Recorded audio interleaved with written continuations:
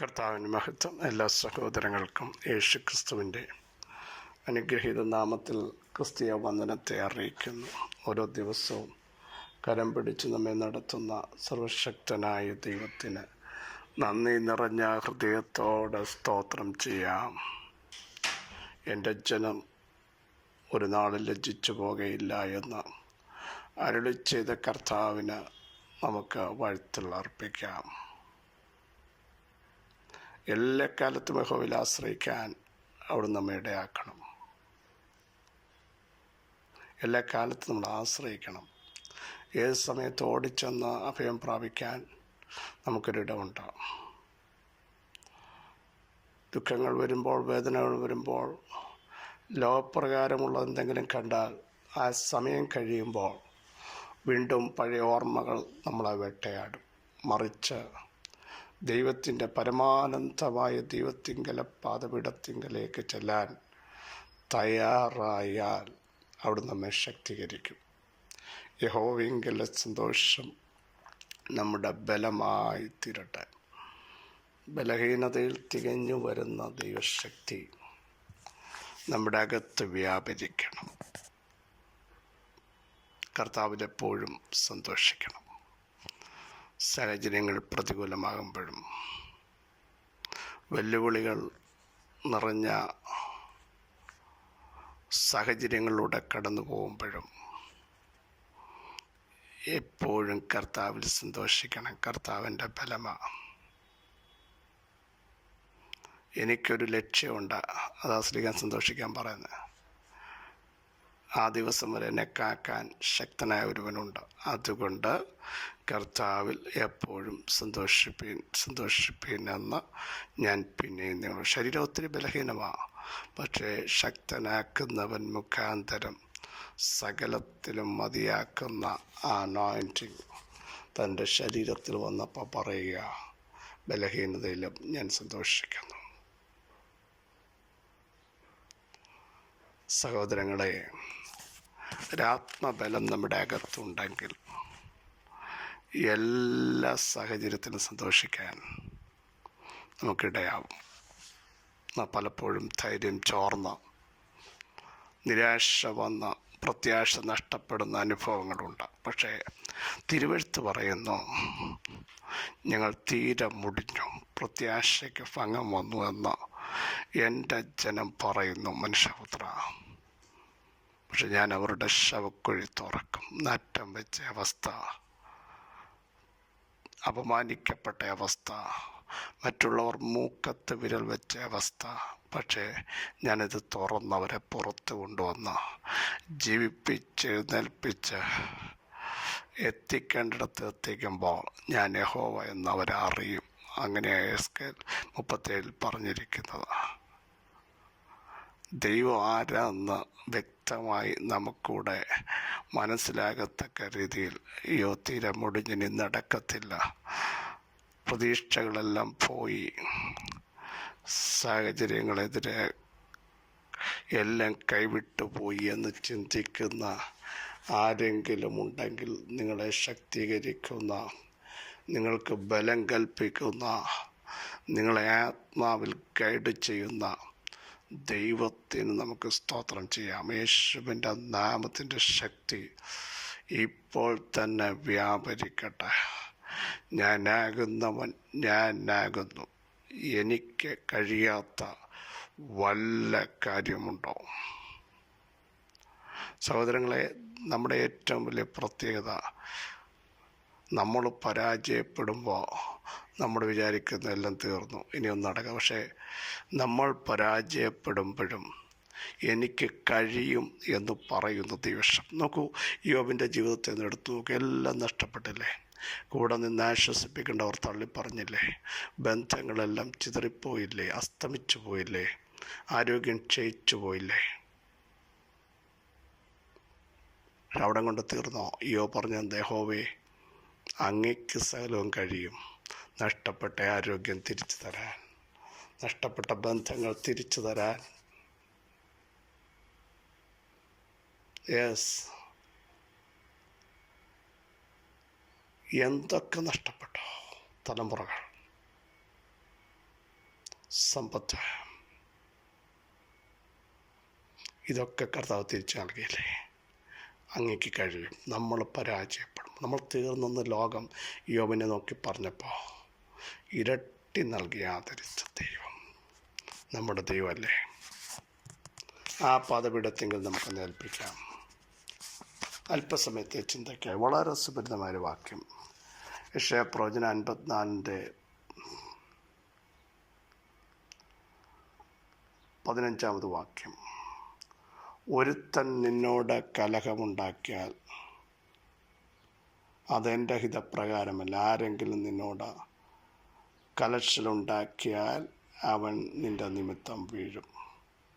എൻ്റെ അടുത്ത ഭാഗത്ത് പറയും, നിനക്കെതിരായി ഉണ്ടാക്കുന്ന ആയുധങ്ങളൊന്നും പുതിയതാകട്ടെ പഴയതാകട്ടെ ഒന്നും ഫലിക്കത്തില്ല. ഇവിടെ പറയുന്നു, ഒരുത്തൻ നിന്നോട് കലശൽ അല്ലെങ്കിൽ കലഹമുണ്ടാക്കിയാൽ അത് ദൈവത്തിൻ്റെ ഹിതപ്രകാരമല്ല. നമുക്കെതിരെ വരുന്ന കലഹങ്ങൾ, വെല്ലുവിളികൾ ദൈവത്തിൻ്റെ ഇഷ്ടപ്രകാരമല്ല. അങ്ങനെ കലഹമുണ്ടാക്കിയാൽ നമ്മൾ ടെൻഷനാവരുത്. അവൻ നിൻ്റെ നിമിത്തം വീഴും. നീ ആരാണ്? നീ ദൈവവേദനാണ്, നീ അഭിഷേകമുള്ളവനാണ്.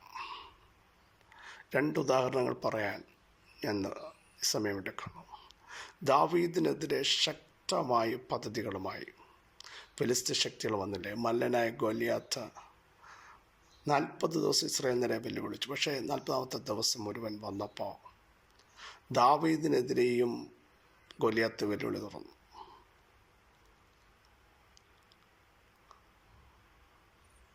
ദാവീദിനെ ശപിച്ചു, നിന്ദിച്ചു, നിനക്ക് കഴിവില്ലെന്ന് പറഞ്ഞു. ഇനി നിങ്ങൾ ശ്രദ്ധിക്കണം, ദാവീദിൻ്റെ മേൽ ദൈവസാന്നിധ്യം ഇറങ്ങി. ദാവീദ് ഫെലിസ്ത്യ പടയുടെ നേരെ പാഞ്ഞെടുത്തു. ഒറ്റയേറിന് ഗോലിയാത്ത് തകർന്നുപോയി, കവിണ്ണു വീണു. ദാവീദ് ആരാണെന്നറിയാമോ? അഭിഷേകമുള്ളവനാണ്, നിയോഗമുള്ളവനാണ്, ആത്മിക അധികാരമുള്ളവനാണ്. അങ്ങനെയെങ്കിൽ ഇന്ന് പകൽ വിളിച്ചു പറയുന്നു, ദാവീദ് നിമിത്തം ഫെലിസ്ത്യ ശക്തി 40 ദിവസം വെല്ലുവിളിച്ച ജനത്തെ ഭ്രമിപ്പിച്ച ചില ശക്തി വീഴണമോ? നമ്മുടെ മേലെ അഭിഷേകമുണ്ടാവണം. നമ്മൾ പ്രാർത്ഥനാ മനുഷ്യരാവണം. ദാവീദ് വീണില്ല, ദാവീദ് നിമിത്തം, അതാ പറഞ്ഞ ഈ കുറിവാക്കി അതാണ്, നിന്റെ നിമിത്തം അവർ വീഴും. ഒരു കാര്യം കൂടെ ഞാൻ പറയാം, അഭിഷേകത്തോടെ നമ്മൾ നിൽക്കാൻ തയ്യാറാകുമെങ്കിൽ, ധൈര്യത്തോടെ നേരിടാൻ തയ്യാറാകുമെങ്കിൽ, ചില പടക്കൂട്ടത്തെ കണ്ട് പിന്നോട്ട് പോകാതെ ദൈവത്തിൻ്റെ നാമത്തിൽ ഞാൻ പാഞ്ഞെടുക്കുമെന്ന് പറയാൻ എത്ര പേർ കരുത്ത് പ്രാപിക്കും? അവരുടെ മേൽ ദൈവിക അരുളപ്പാടിന്ന് പകൽ മുഴങ്ങുന്ന നിങ്ങൾ നിമിത്തം ചില അന്ധകാര ശക്തികൾ, ദേശാധിപതികൾ, യേശുവിൻ്റെ നാമത്തിൽ ചില ആഭിചാരങ്ങൾ, മന്ത്രവാദങ്ങൾ, ലക്ഷണവിദ്യകൾ, ഇതൊന്നും നേർച്ചകൾ, ഇതൊന്നും നിങ്ങൾക്ക് ഫലിക്കില്ല, ഇത് നിങ്ങളെ എഫക്റ്റ് ചെയ്യില്ല. കാരണം നിങ്ങളുടെ നിമിത്തം ചില ശക്തികൾ വീഴുകയാണ്. നമുക്കറിയാം, പെട്ടകത്തിൻ്റെ സാന്നിധ്യം ഇറങ്ങിയപ്പോൾ ദാഗോർ ക്ഷേത്രത്തിലെ ബിംബം വീണില്ലേ? ആ ശക്തി വീണില്ലേ? മുറിഞ്ഞു പോയില്ലേ? അതാ ഞാൻ പറഞ്ഞത്, ഏത് സ്തംഭങ്ങളും വീഴുന്ന ഒരു അനോയിൻറ്റിങ് അഭിഷേകമുള്ളവരുടെ മേലുണ്ട്. പെട്ടകം ദൈവസാന്നിധ്യം കാണിക്കുന്നത്. അടുത്തത് നമുക്കറിയാം, മൊർദെഖായിക്കെതിരെ കലശൽ കൂടി തൻ്റെ പൊസിഷനെ, തൻ്റെ ജീവനെ, തൻ്റെ കുലത്തെ നശിപ്പിക്കുവാൻ അണിയറയിൽ പദ്ധതിയൊരുക്കിയ ഹാമാന്യ ശക്തികൾ വലിയ വെല്ലുവിളികളിലെ രേഖ വിപരീതമായി ഉണ്ടാക്കി എല്ലാത്തെയും തകർത്ത് കളയുവാൻ ശ്രമിച്ചപ്പോൾ പ്രാർത്ഥിക്കാൻ, മുട്ടുമടക്കാൻ, ഉപവസിക്കാൻ, ആരാധിക്കാൻ ഒരു മൊർദെഖായിയും കൂട്ടരും തയ്യാറായപ്പോൾ ഹാമാൻ്റെ ഭാര്യ സെരസ് പറയുകയാണ്, ഹാമാനെ, അവൻ യഹൂദനാണ്, അവൻ്റെ നിമിത്തം നീ വീഴാൻ തുടങ്ങി. നിനക്ക് മൊർദെഖായിയെ ജയിക്കാൻ പറ്റില്ല. എത്ര കുരുക്ക് നോക്കിയാലും, എത്ര രേഖ നോക്കിയാലും, എത്ര ലക്ഷണവിദ്യ നോക്കിയാലും, എത്ര പൂജ ചെയ്താലും അമാന്യശക്തിയെ നിനക്ക് മൊർദെഖായിയെ ജയിക്കാൻ പറ്റത്തില്ല. അവൻ പ്രാർത്ഥിക്കുന്നവനാണ്, അവൻ കൈപ്പോടെ കരയുന്നവനാണ്, അവൻ പ്രമാണത്തിന് വേണ്ടി നിൽക്കുന്നവനാണ്. അവൻ മുഖാന്തരം നീ വീഴാൻ പോകുക. അത് സംഭവിച്ചില്ലേ? ഈ പകൽ ദൂതിൻ്റെ സമാപ്തിയിലേക്ക് വരുന്നു. നിങ്ങൾ പ്രാർത്ഥിക്കൂ, ആത്മാവിൽ ശക്തരാകൂ. ചില രോഗബാന്ധവങ്ങൾ വീഴാൻ പോകുക. നാളുകൾ നിന്നെ ഭ്രമിപ്പിക്കുന്ന ചില വെല്ലുവിളികൾ വീഴാൻ പോകുക. ചില കുരുക്കുകൾ വീഴാൻ പോകുക.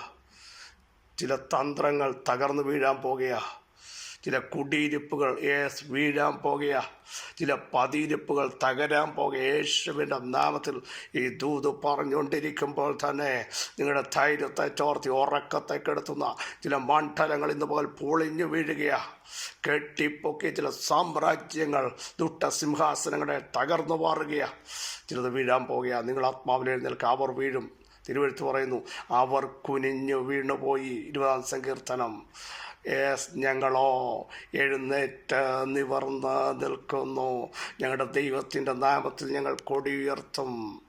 യേശുവിൻ്റെ നാമത്തിൽ പിതാവേ, ഈ വചനത്തിൻ്റെ ശക്തി ജനത്തിൻ്റെ മേൽ വ്യാപരിക്കട്ടെ. വിടുതൽ വ്യാപരിക്കട്ടെ, സൗഖ്യം വ്യാപരിക്കട്ടെ, ബലം വ്യാപരിക്കട്ടെ, അത്ഭുതങ്ങൾ സംഭവിക്കട്ടെ. പരിശുദ്ധാത്മാവിൻ്റെ വലിയ ചലനം വെളിപ്പെട്ടു വരട്ടെ. ഞങ്ങൾക്കെതിരെയുള്ള യുദ്ധം ചെയ്യുന്ന ശക്തികൾ ഞങ്ങളുടെ മുമ്പിൽ വീഴും. ഞങ്ങൾ എഴുന്നേറ്റ് ആത്മാവിൽ സ്തോത്രം ചെയ്യുന്നു. കൃപ കൂടെയിരിക്കും. അത്ഭുതവിടുതൽ സംഭവിക്കട്ടെ. ചില അന്ധകാര രോഗബാന്ധവങ്ങൾ ഇന്ന് പകൽ വീണിരിക്കയാൽ സ്തോത്രം. സ്വസ്ഥതയെ കെടുത്തുന്ന ദുഷ്ടശക്തികൾ വീണിരിക്കയാൽ സ്തോത്രം. ചില തലമുറകളെയും കുടുംബങ്ങളെയും കുടുംബജീവിതത്തെയും തകർത്ത് കളയാൻ നിൽക്കുന്ന ചില പാരമ്പര്യ ശക്തികൾ ഈ ദൂതിൻ്റെ മുമ്പാകെ വീണിരിക്കയാൽ സ്തോത്രം. കർത്താവ് യേശുക്രിസ്തു മുഖാന്തരം ഞങ്ങൾക്ക് ജയം നൽകിയിരിക്കയാൽ സ്തോത്രം. മിനിസ്ട്രിയെ തകർത്ത് സുഷന്മാരെ ഒതുക്കുന്ന ചില പോർവിളികൾ യേശുവിൻ്റെ നാമത്തിൽ ഇന്ന് പകൽ വീണിരിക്കയാൽ സ്തോത്രം. സകല മഹത്വവും തൃപ്പാദത്തിങ്കൽ മാത്രം അർപ്പിക്കുന്നു. യേശു ക്രിസ്തുവിൻ്റെ ധന്യമുള്ള നാമത്തിൽ കൃപയുണ്ടായി പ്രാർത്ഥന കേൾക്കണമേ. പ്രിയ സഹോദരങ്ങളെ, നമ്മൾ നിമിത്തം ചിലത് വീഴാൻ പോകുക. നമ്മൾ എഴുന്നേറ്റ് നിവർന്ന് നിൽക്കും. ദൈവപ്രവൃത്തിയെ വർണ്ണിക്കും. ഈ വചനങ്ങളാൽ അവിടെ സഹായിക്കട്ടെ. ക്രിസ്തയേശുവിൽ നിങ്ങളുടെ സഹോദരൻ പാസ്റ്റർ ബിജു മാത്യു.